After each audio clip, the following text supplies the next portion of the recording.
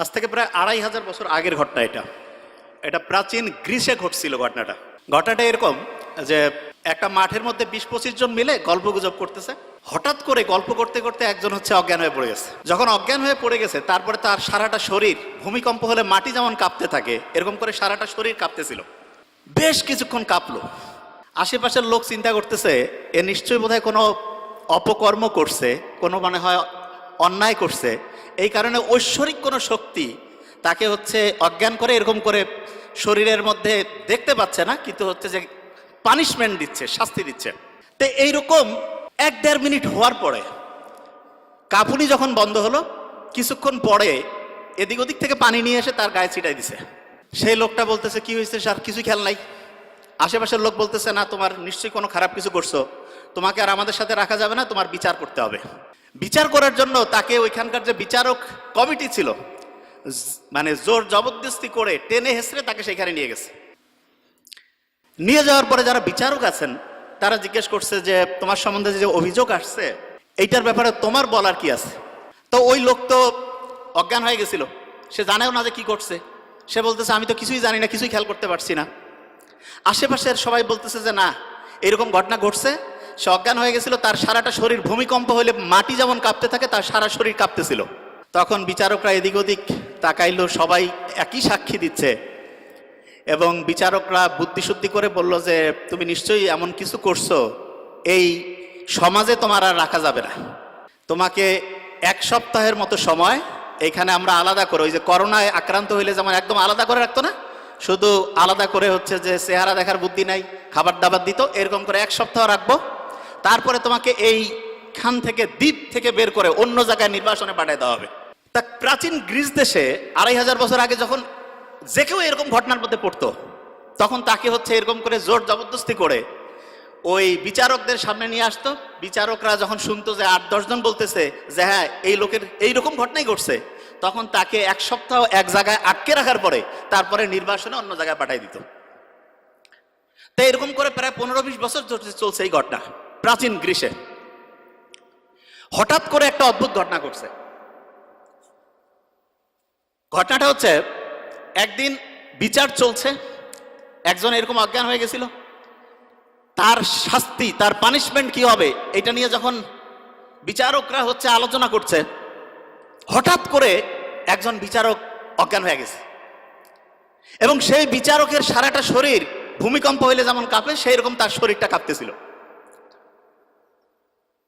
মানুষজন চিন্তা করতেছে যার প্রধান বিচারক, মানে বিচারকদের যে প্যানেল আছে তার মধ্যে প্রধান বিচারক যিনি, উনি অজ্ঞান হয়ে গেছে এবং তার সারাটা শরীর কাঁপতেছে।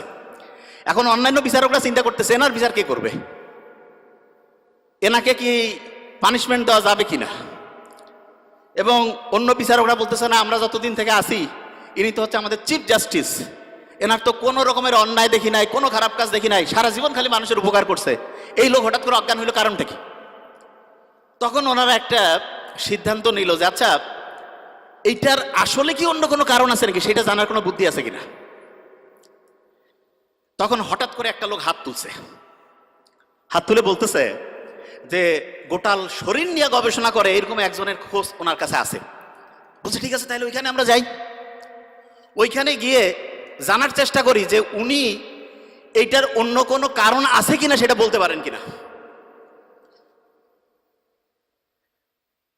একটা তদন্ত কমিটি ওই সবচাইতে জ্ঞানী লোক যিনি সারা শরীর নিয়ে গবেষণা করে ওনার কাছে চলে গেছেন, যে গোটাল ঘটনাটা সংক্ষেপে বলে দিয়েছেন। ওই জ্ঞানী লোক যার কাছে গেছে উনি আমরা যে মেডিকেল সায়েন্স পড়ি এইটার ফাউন্ডিং ফাদার, আসলে ফাউন্ডিং ফাদার বললে একটু ভুল হবে, ওনার নাম হিপোক্রেটাস। যারা ডক্টর তারা জানে যখন মেডিকেলে চান্স পায় তখন যার নামে ওত দেয় তার নাম হিপোক্রেটাস। এবং ইন্টারেস্টিং জিনিস, উনি ওনাদের ঘটনাটা শুনে বলছে যে ঠিক আছে আমাকে কয়েকটা দিন টাইম দেন, আমি এটা নিয়ে একটু গবেষণা করি, একটু ভাবনা চিন্তা করি, তারপর আপনাদের বলবো। বাস ওনারা চলে গেছে। ১.৫-২ সপ্তাহ পরে উনি ওনাদের কাছে লোক পাঠাইছে যে আমি কারণ খুঁজে পেয়েছি। সব লোক অধীর আগ্রহে অপেক্ষা করতেছে কারণটা কি। যখন হিপোক্রেটাসের 1-to-1 সামনাসামনি আসছে তখন উনি বলতেছেন যে আপনারা যে মনে করছেন যে কোনো ঐশ্বরিক শক্তি এ কোনো অপরাধ করছে, কোনো পাপ করছে, এই কারণে তাকে হচ্ছে যে অজ্ঞান করে এরকম করে মারধর করতেছে, আপনারা দেখতে পাচ্ছেন না। ব্যাপারটা মোটাই এরকম না। তা ব্যাপারটা কি বলছে? ব্যাপারটা হচ্ছে মাথার মধ্যে বিভিন্ন ক্রিয়া বিক্রিয়া হয়। এই ক্রিয়া বিক্রিয়া 440 হইলে যেমন ওই যে ভোল্টেজ আছে না, এমন হয়ে যায়, দেখা যাচ্ছে মেশিন টেশিন সব অকেজো হয়ে গেছে, ওর মাথা ওই সময় অকেজো হয়ে গেছে এবং এই কারণে সেন্সলেস হয়ে গেছে এবং সারাটা শরীর কাঁপতেছিল। এই কথা শোনার পরে অনেকে একটু বিশ্বাস করছে, অনেকে একটু অবিশ্বাসও করছে যে বিচারককে বাঁচানোর জন্য এরা কোনো ভিতরে ভিতরে কায়দা কানুন করছে নাকি। ওনারা ওইখান থেকে হিপোক্রেটাসের কাছ থেকে যখন ফিরে আসছে, আসার পরে ওনাদের কাছে আলাদা করে একটা লোক ওইখানে বন্দী করা ছিল, কিন্তু ওনা নির্বাসনে পাঠায়নি। কেন? কারণ হচ্ছে যে বিচারক নিজেই হচ্ছে যে অজ্ঞান হয়ে গেছে, যে আসলে কারণটা কি সেটা না জানা পর্যন্ত বের করা যাচ্ছে না। তখন করছে কি, এরা একটু রাগান্বিত হয়ে করছে যে না, নিশ্চয়ই সামথিং ইজ রং, কোথাও যেন একটা মিস্টেক হচ্ছে। কয়েকজন যে মাথা আঘাত করে দ্বিখণ্ডিত করে ফেলছে। মাথার খুলি যদি খুলে ফেলে তখন দেখা যাবে যে একটা গ্লাসের মধ্যে যদি পানি রাখি, ওর মধ্যে মাখন রাখলে যেমন হয়, গোটাল মাথাটার মধ্যে আমাদের ব্রেনটা অনেকটা মাখনের মতো। তো ওরা দেখতেছে কই কিছুই তো দেখা যায় না, কোনো ক্রিয়া বিক্রিয়া নাই, নিশ্চয়ই তাহলে ওই জ্ঞানী লোক কোনো কায়দা কানুন করে আমাদের মানে হচ্ছে যে বোকাশোকা বানাই দিচ্ছে। এরা আবার ওইখানে দৌড়েছে, যাওয়ার পরে বলছে যে কই আমরা তো কোনো ক্রিয়া বিক্রিয়া দেখতে পাচ্ছি না। উনি তখন ওনাদের বুঝাইছে যে দেখো, মাথার মধ্যে যে ক্রিয়া বিক্রিয়াটা হয়, এইটা যদি লক্ষ লক্ষ কোটি কোটি ক্রিয়া বিক্রিয়া এক জায়গায় করি, একটা ছোট্ট বালুকণার সমান হবে না। বলে তাই নাকি? কয় হ্যাঁ। বলছে যে মাথার মধ্যে ক্রিয়া বিক্রিয়া হচ্ছে এবং এইটার কারণেই এই লোকটা অজ্ঞান হয়েছে। আজ থেকে 2500 বছর আগে, যখন কোনো টেকনোলজি ছিল না, কোনো পরীক্ষা নিরীক্ষা ছিল না, তখন হিপোক্রেটাস এই ঘটনাটা বলছে। এবং এখন আমরা হচ্ছে মাথাকে স্ক্যান করি। স্ক্যান করার জন্য একটা পরীক্ষার নাম আছে, আমি কিন্তু ধরবো, বি কেয়ারফুল। পরীক্ষাটার নাম হচ্ছে ইইজি। কি নাম? আচ্ছা, মনে রাখার একটা সহজ বুদ্ধি বলি। হার্টের পরীক্ষা করার জন্য ইসিজি করি না, মাঝখানে সিটা কেটে দিব, সি এর জায়গায় ই দিব, ইইজি। কি নাম? ইলেকট্রোএনসেফালোগ্রাম। মানেটা কি? ব্রেইনের মধ্যে প্রতি মুহূর্তে তরঙ্গ চলতেছে, ঢেউ। আমি তো বলি কি যে আমাদের ব্রেইনটা হচ্ছে একটা সমুদ্রের মতো। সমুদ্রের কথা শুনলে প্রথম মাথায় কি আসে? ঢেউ। অ্যাবসলিউটলি ঢেউ। প্রত্যেক মুহূর্তে ব্রেইনের মধ্যে ঢেউ চলতেছে। অনেক স্টুডেন্ট যে অল্প পড়ে ভালো করে, সেই বুদ্ধি আজকে আমরা ইনশাল্লাহ শেয়ার করব। এবং হাফেজ যে হয় মানুষ, অল্প ব্রেইন, মাথায় কিছু থাকে না, কোরআন পড়তে গেলে সে শিখে ফেলছে। আল্লাহ কোরআনের মধ্যে এমন একটা অসাধারণ সামঞ্জস্যপূর্ণ শৈলী দিয়েছেন, ব্রেইনের মধ্যে ওই ওয়েভটা তৈরি হয়, ওই তরঙ্গটা তৈরি হয়, যেই তরঙ্গ তৈরি হইলে পরে পড়া লং টার্ম মেমোরি সেন্টারে রিজার্ভ হয়। প্রত্যেক দিন 5 ওয়াক্ত নামাজ পড়ি না, ব্রেইনের মধ্যে মোটা দাগে 5টা ওয়েভ আছে, মোটা দাগে 5টা ওয়েভ। এই 5টা ওয়েভের মধ্যে একটা ওয়েভ আছে সবচাইতে স্টুডেন্টের জন্য প্রয়োজনীয় ওয়েভ। এবং যে কোনো স্টুডেন্ট যে বুদ্ধিমান, সে চিন্তা করতেছে ওই ওয়েবটা যদি আমি তৈরি করতে পারি ব্রেইনে, আর তারপরে যদি আমি পড়ি, 1 ঘন্টায় 3-4 ঘন্টা পড়া হবে। এইটা তৈরি করার 2টা বুদ্ধি। একটা হচ্ছে ন্যাচারালি ব্রেইনের মধ্যে ওই ওয়েবটা তৈরি করা যায়, যেটা তৈরি করলে পরে অল্প একটু পড়লেই পড়া শর্ট টার্ম থেকে লং টার্ম মেমোরি সেন্টারে রিজার্ভ হওয়ার যে প্রক্রিয়াটা, এটা ফাস্ট হবে। আরেকটা আছে আর্টিফিশিয়ালি। আর্টিফিশিয়ালি মানে আমরা নিজেরা চাইলে পরে ব্রেইনের মধ্যে ওই ওয়েবটা তৈরি করতে পারবো। বেশিরভাগ জনের মাথায় আসতেছে যে আসলে ওই ওয়েবটার নাম কি, ঠিক না?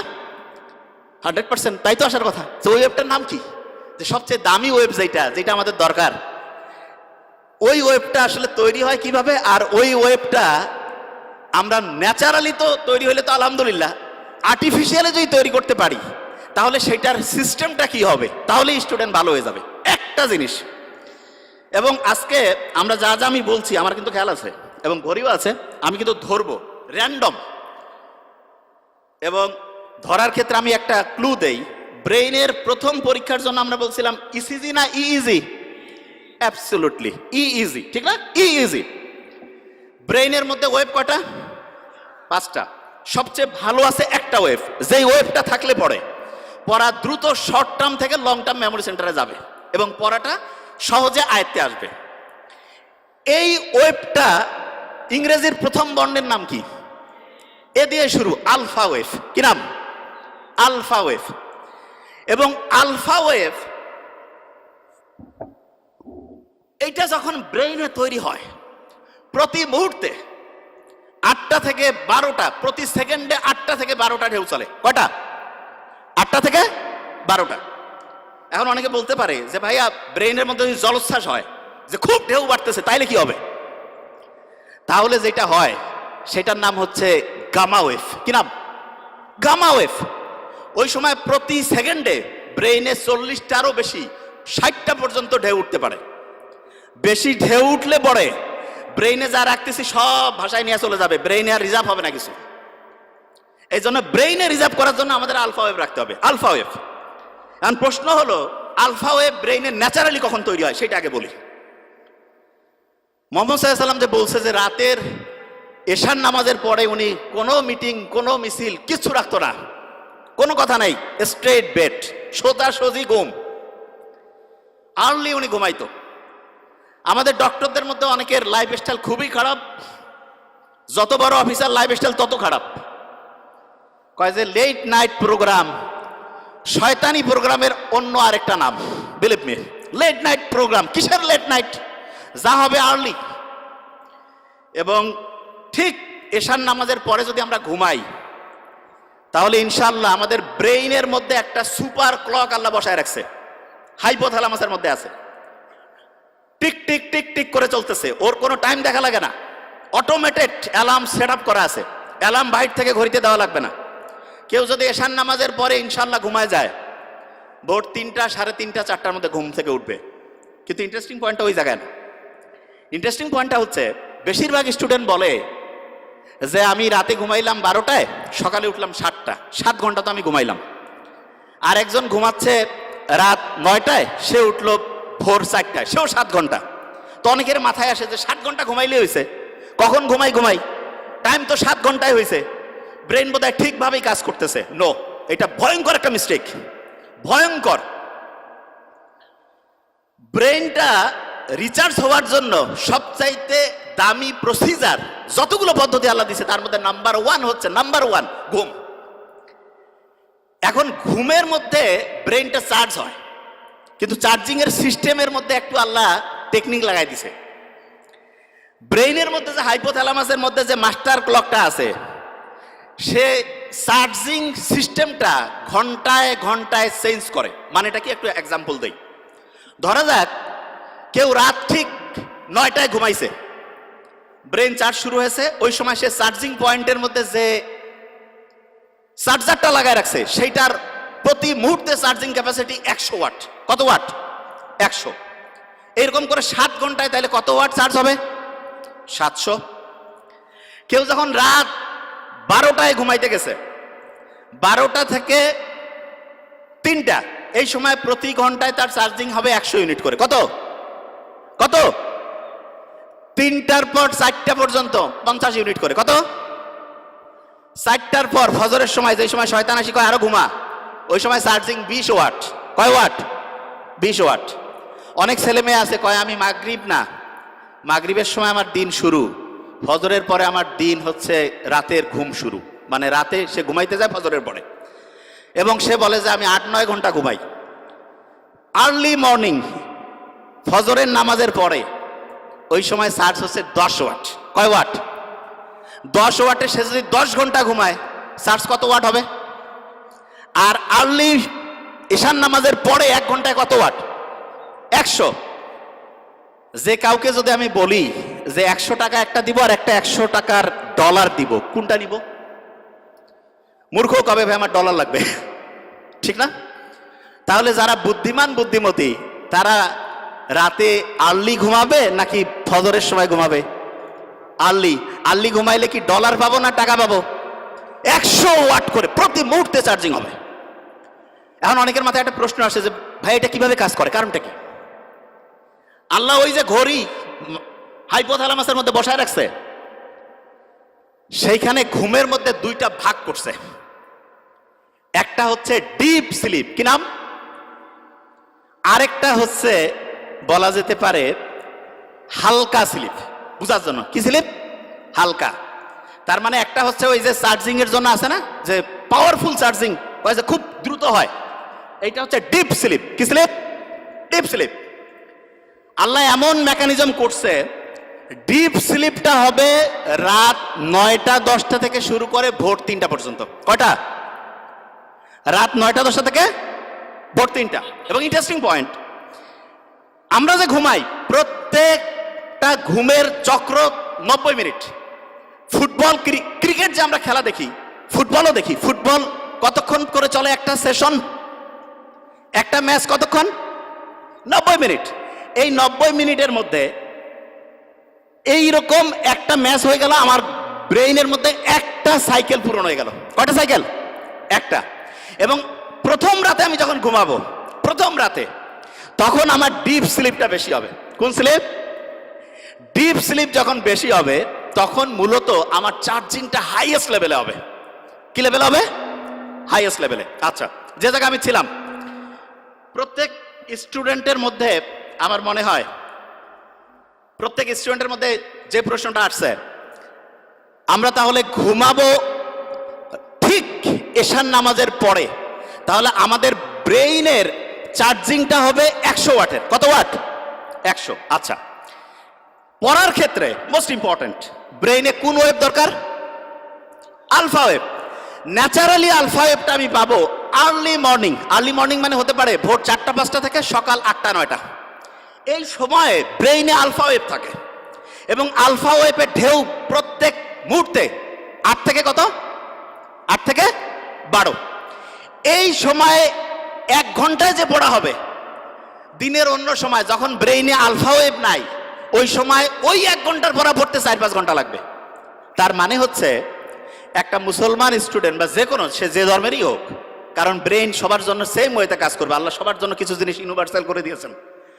একটা ব্রেইনের মধ্যে আলফা ওয়েভ তৈরি করে যখন স্টুডেন্ট পড়তে থাকবে, তখন দেখা যাবে যে সেই স্টুডেন্ট 1 ঘন্টা পড়লে পড়ে 4-5 ঘন্টার পড়া তার ব্রেইনের শর্ট টার্ম থেকে long term memory centre reserve হওয়ার প্রক্রিয়া গতিশীল হবে। তার মানে যেই স্টুডেন্ট আর্লি মর্নিং পড়বে সে আলফা ওয়েভ পাচ্ছে এবং তার পড়ার গতি খুব দ্রুত হচ্ছে। এটা হচ্ছে ন্যাচারালি। এখন অনেকে বলতে পারে যে ভাই আমি ন্যাচারালি তো জানলামই, আমি কৃত্রিমভাবে ব্রেইনে আলফা ওয়েভ তৈরি করতে চাই, সেইটার কোনো বুদ্ধি আছে কিনা? এটা সবচেয়ে ইন্টারেস্টিং, যে আমি কৃত্রিমভাবে যদি তৈরি করতে পারি, যখন মন চাইলো তখন ব্রেইনে আলফা ওয়েভ নিয়ে আসলাম, তার মানে অল্প সময়ে পড়লাম, পড়া হিউজ ভাবে হচ্ছে ইম্প্যাক্ট করে ফেললো। এইটার জন্য আল্লাহ অসাধারণ একটা সিস্টেম দিয়েছেন আমাদের। এবং আমি আশা করব যে কোনো পর্যায়ের লোক, যে কোনো, এখন থেকে এই জিনিসটা ফলো করতে পারে। সেটা কি? বিজ্ঞানীর অবাক হয়েছে, আমরা যখন নামাজের মধ্যে দাঁড়াই, নামাজ যখন কেউ পড়ে এবং মন দিয়ে নামাজ পড়া বলতে কি, আমি এখন একটা ঘটনায় আসছি, মন দিয়ে কেউ যখন নামাজ পড়ে, ওই সময় তার ব্রেইনের মধ্যে আলফা ওয়েভ তৈরি হয়ে যায়। কি হয়? Alpha wave. নামাজ পড়ে আসলাম, এবং ইসলামে কিন্তু ফরজ নামাজটা মসজিদে পড়ার পরে অন্য যে কোনো নামাজ বাড়িতে পড়তে উৎসাহিত করছে। আমার তো মাঝে মধ্যে মনে হয় যে বাড়িতে নামাজ পড়েই বইটা একটু হাতে নেওয়া উচিত। বইটা একটু হাতে নিলাম, নিয়ে একটু যদি পড়ি, ব্রেইনে আলফা ওয়েভ তৈরি হয়েছে। আচ্ছা, অনেকের মাথায় প্রশ্ন আসে যে ভাই নামাজ পড়লাম, ব্রেইনে আলফা ওয়েভ তৈরি হলো, কতক্ষণ থাকবে? এটা বোঝার একটা এক্সাম্পল দেই। ফ্যান একটা চলতেছে, যদি বন্ধ করি সাথে সাথে কি অফ হবে? কিছুক্ষণ ঘুরবে না? অ্যাবসলিউটলি এই ঘটনাটা ব্রেইনে ঘটে। যখন আলফা ওয়েভ, নামাজ পড়লাম, নামাজের পরে যদি 20টা মিনিট পড়ি, 20 মিনিটে দেখবো অন্য সময়ের 1.5-2 ঘন্টার পড়া হয়ে গেছে। তাইলে আর্লি মর্নিং 4-5 ঘন্টা, আর প্রত্যেকবার নামাজ পড়ছি, নামাজ পড়ার পরে যদি 20 থেকে 25 মিনিট করে পড়ি, ইনশাআল্লাহ ব্রেইনে দেখবো 20 মিনিটে 2-2.5 ঘন্টার পড়া হয়ে যাবে। তার মানে বাকি টাইম অন্য যে কোনো কাজই করি না কেন, ইনশাআল্লাহ আমার পড়া, একাডেমিক, তারপরে অ্যাডমিশন, যেই লেভেলে আমি পড়তে চাই, ইনশাআল্লাহ অসাধারণ প্রিপারেশন হয়ে যাবে। এখন হাফেজ যারা হয় তারা পরে আল্লাহর কালাম পড়ে, ঠিক না? এবং কোরআনের গঠন শৈলী কেউ যদি অ্যানালাইসিস করে অবাক হয়ে যাবে, এত সুন্দর মিল। আমি তো আরবি পড়ি, বুঝার চেষ্টা করি। কেউ যদি সূরা নাসটা পড়ে, নিশ্চয়ই মনে মনে একটু আমরা যদি পড়ি, হ্যাঁ, কুল আউযু বিরাব্বিন নাস, মালিকিন নাস, সবগুলোর মধ্যে একটা কি অসাধারণ ছন্দ আল্লাহ দিয়ে রাখছেন। এবং এই ছন্দটা এমন যেটা ব্রেইনটাকে তরঙ্গগুলোকে হচ্ছে কুল ডাউন করে আলফা ওয়েভে আনতে হেল্প করে। তার মানে নামাজের টাইম নাই, মন চাচ্ছে যে আমি একটু পড়া আমার আলফা ওয়েভে পড়বো, কোরআনটা বের করে সূরা ফাতিহাটা একটু পড়ি, আর কিচ্ছু করা লাগবে না, তারপরে হচ্ছে 20 মিনিট পড়বো, ব্রেইন আলফা ওয়েভে ইনশাআল্লাহ 20 মিনিট অটোমেটিক কাজ করবে। অনেকে মনে করে কোরআন পড়তেছি টাইম লস হবে, মূর্খ। ব্রেইনে আলফা ওয়েভ থাকলে যাই করবো 20 মিনিটে তো 1.5-2 ঘন্টা। কেউ পারবে আমার সাথে? কেউ পারবে? প্রশ্নই আসে না। কোরআন যখন পড়ে কেউ, দেখা যাচ্ছে ক্লাসের পড়া হয় না, সাধারণত হাফেজিতে, সাধারণত এখন আল্লাহর রহমতে ট্রেন্ড চেঞ্জ হয়েছে, দেখা যায় যেই ছেলে মেয়ের কোনো বুদ্ধি শুদ্ধি নাই, কাউকে আল্লাহর রাস্তায় দিয়ে দাও আল্লাহর রাস্তায় দিল, কিন্তু দেখা যাচ্ছে সেও হাফেজ হয়ে আসছে, ঠিক না?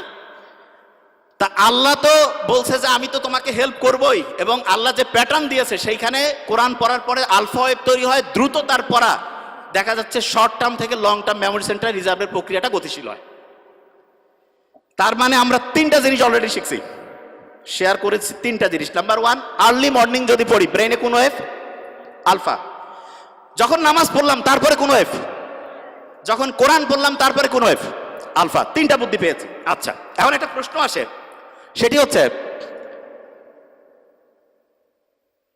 অনেকেই বলে যে ভাই আমি তো নামাজ কালাম পড়ি, রোজা রাখি, সবই আছে, একটু ইসলামের বাইরে অন্য কোনো কিছু করি, তা কি এমন হবে? ভালো আমল আর এদিক খারাপ আমল কাটাকাটি করে কিছু থাকলে তো আমি ডান হাতে আমল নামা পেয়ে বেহেশতে চলে যাব, এরকম চিন্তা কিন্তু অনেকের মাথার মধ্যে আছে। তাই এরকম একটা প্লেনের মধ্যে 2 জন যাত্রী পাশাপাশি বসা, একজন মুসলমান আর একজন অন্য ধর্মের। অন্য ধর্মের বলতেছে যে, অফার করছে যে একটু ওয়াইন খাও, তা বলছে না না আমি কেন ওয়াইন খাবো, আমি মুসলমান। আরে বাবা তুমি কি এখন মসজিদে আসো নাকি, ওয়াইন খেলে কি হবে? বলছে না আমি ওয়াইন খাই না। তখন যে ওয়াইন অফার করতেছে সে বলতেছে যে তোমাদের যে কি ধর্ম রে বাবা, গির্জায় গেলে আমরা ওয়াইন খাই না, তোমরা আবার মসজিদ না মানে হচ্ছে বাড়ি না, একটু ফ্লাইটের মধ্যে একটু রিল্যাক্স করবা তবু ওয়াইন খাবা না, ব্যাপারটা কি? তখন পাশে বসা যে মুসলমান সে বলতেছে যে এই গাড়ির মানে ফ্লাইটে তো যে এটার যে চালক তিনি কিন্তু খ্রিস্টান। বলছে হ্যাঁ খ্রিস্টান, ইউরোপের ঘটনা। তা বলতে চাচ্ছা ওনাকে যদি এখন মদ খাওয়ানো হয় তুমি কি জানার পরে এই ফ্লাইটে যাবা? কয় না আমি কেন যাবো। কয় কেন যাবা না? বলছে উনি তো এখন ডিউটিতে আছে, ডিউটিতে কেন হচ্ছে মদ খাবে? তখন ওই মুসলমান বলতেছে যে আমাদের মুসলমানের গোটাল জীবনটাই হচ্ছে অন ডিউটি। অন ডিউটি, পড়া, বিয়া শাদী, কথা বলা, কথা শোনা, যা কিছু আছে অন ডিউটি। বিলিভ মি, এটাই সবচেয়ে সত্যি কথা। অনেকে আমরা মনে করি কি মসজিদের মধ্যে যাবো ওই সময় আল্লাহ আল্লাহ করবো, আল্লাহ আল্লাহ তো অবশ্যই করবো, কিন্তু আল্লাহ প্র্যাকটিক্যাল জিনিসটা সবচেয়ে বেশি পছন্দ করেন, সবচাইতে বেশি পছন্দ করেন প্র্যাকটিক্যাল। এবং আল্লাহর কাছে যখন আমরা দোয়া করি রাব্বানা আতিনা ফিদ দুনিয়া, দুনিয়াও লাগবে আখেরাতও, হ্যাঁ, তবে দুনিয়া পাইতে গিয়ে যাতে আখেরাত ধ্বংস না করি, এইটা খুব গুরুত্বপূর্ণ। নিশ্চয়ই বাদশাহ সোলাইমানের ঘটনা আমরা জানি। বাদশাহ সোলাইমান, ওনাকে একবার এসে বলতেছে যে তুমি কি দুনিয়া চাও না আখেরাত চাও? তো উনি খুব বুদ্ধিমান, আল্লাহর নবী, সম্ভবত আমার এটা আবার বাদশাহ সোলাইমান, হ্যাঁ দাউদ আলাইহিস সালামের সম্ভবত সন্তান, আমি যতদূর আমার মাথায় আসে। তা উনি বলতেছে বুদ্ধি করে চিন্তা করে যে না আমি আখেরাত চাই। তা বললো তুমি আখেরাত চাও, দুনিয়া তোমার খুশি হয়ে দিয়ে দিলাম। তার মানে কেউ যদি আখেরাতে চিন্তা করে, অনেকে চিন্তা করে আখেরাতে চিন্তা করলে দুনিয়া ধ্বংস হয়ে যাবে, কমপ্লিটলি মিস্টেক। এবং এটার কারণটা কি সেটা বলি। অস্ট্রেলিয়ার একজন ডক্টর, নামটা এখন মাথায় নেই, আমরা কয়েকদিন আগে আমি ওনার আর্টিকেলটা পড়লাম, অ্যাবসলুটলি 2 সপ্তাহ আগে, মুসলমান ডক্টর। উনি গাজায় গেছে, প্যালেস্টাইনের হচ্ছে যে ইয়া করছে, ওটাকে কি বলে, অপারেশন করছে। তা ইসরায়েল যে ভয়ঙ্কর ধ্বংসলীলা চালাইছে, অজ্ঞান করার যে জিনিসপত্র সেটাও নাই, অজ্ঞান করার জিনিসপত্র নাই। উনি জানে যে অজ্ঞান করার মাঝখানে হচ্ছে জিনিস শেষ হয়ে যাবে। অপারেশনের মাঝখানে ঘুম থেকে উঠছে, উঠে কোরআন তেলাওয়াত শুরু করছে, তারপরে অপারেশন উনি বন্ধ রাখছে। তা যিনি রুগী বলতেছেন আপনি অপারেশন করেন, বলছে ইশারা করছে, কোরআন তেলাওয়াত করছে, ইশারা করছে, বলছে তুমি কষ্ট পাচ্ছ না? উনি কোরআন তেলাওয়াত করছেন। তখন ওই অপারেশনের পাশে যে আরেকজন আছে বলছে না উনি কষ্ট পাচ্ছেন না। তা এই ঘটনাটা যখন শুনলাম তখন মনে হলো আল্লাহ যে বলছে যে কোরআন হচ্ছে শেফা, আমরা তো বিশ্বাস করি সত্যি টঙ্গর মগর বিশ্বাস, খোসর মসর, ওইরকম বিশ্বাস নাই হবে হবে কি না। এবং সত্যিকার অর্থে অ্যানেস্থেটিক মানে অজ্ঞান করার যে জিনিসপত্র একটা নাই, কিন্তু আল্লাহর রহমতে সে কোরআন তেলাওয়াত করছে, কষ্ট পাচ্ছে না।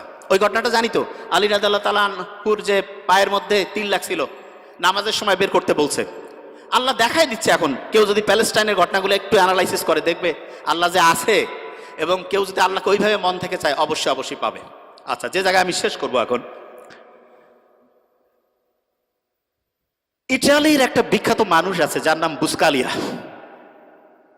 উনি যেখানে যাইতো ওনার কথা শোনার জন্য হাজার হাজার মানুষ এসে উপস্থিত হইতো। তো ওনাকে একদিন জিজ্ঞেস করছে যে আপনি এত কিছু জানেন কি করে?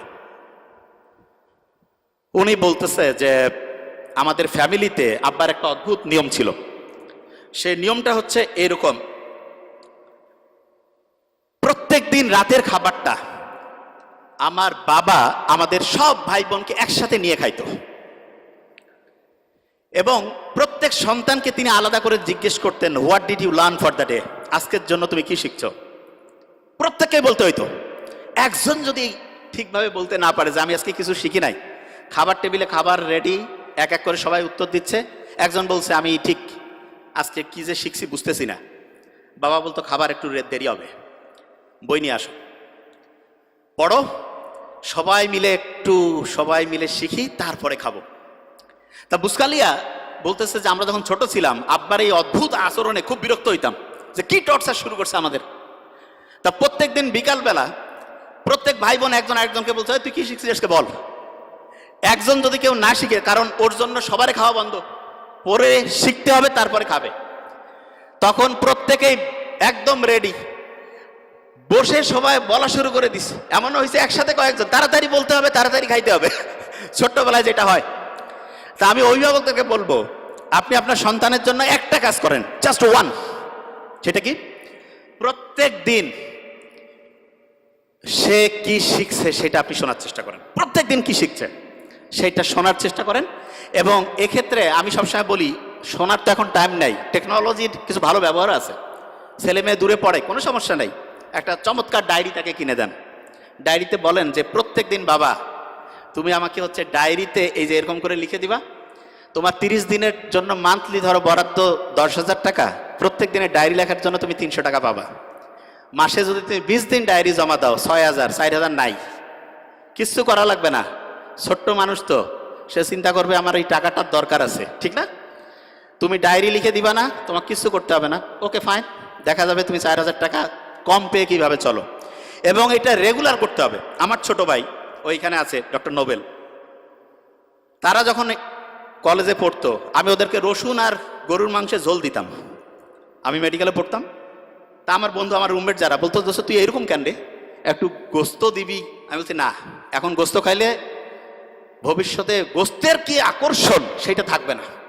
এই জন্য অনেকে আছে না সন্তানকে সব কিছু দিয়ে দেয়, মোটেই না। আপনার যা কিছু আছে ওইটা যদি সন্তান বুঝেছে ওইটা ওর, আপনার সন্তান ধ্বংস হওয়ার সম্ভাবনা 99%। এই জন্য সন্তানকে কষ্ট করাইতে শিখবেন, এবং এটা ম্যান্ডেটরি। এবং তাকে বুঝাতে হবে যে বাবা তুমি যেই ফ্যাসিলিটি পাচ্ছ এটা হচ্ছে এক্সট্রা, তোমাকে নিজে সব কিছু করে সামনে তোমার হিসাব, তোমার আমল তোমার হবে। আমার এখানে যেটা আছে এটা যে তুমি পাচ্ছ এটা তোমার এক্সট্রা দিচ্ছি তোমাকে। এবং সত্যিকার অর্থে সন্তানকে আমরা যেভাবে মানুষ করবো সেরকম হবে, তা আশা করছি। প্রথম আরেকবার ধরে ফেলি, সবচেয়ে ব্রেইনের জন্য ভালো ওয়েব কোনটা? নামাজের পরে, কোরআন তেলাওয়াতের পরে। যখন রাত 9টা 10টা থেকে ভোর 3টা, কত ওয়াট? তাহলে আর্লি ঘুমানো সবচেয়ে পারফেক্ট। আর পড়ার জন্য সবচেয়ে সেরা সময় কোনটা? Early morning. আর অন্য সময় পড়লে কোরআন পড়ি, নামাজ পড়ি, তারপরে 20 মিনিট পড়ি। এবং অভিভাবকদেরকে বলবো প্রত্যেক দিন ডায়েরি রাইটিং ম্যান্ডেটরি করুন। Thank you so much.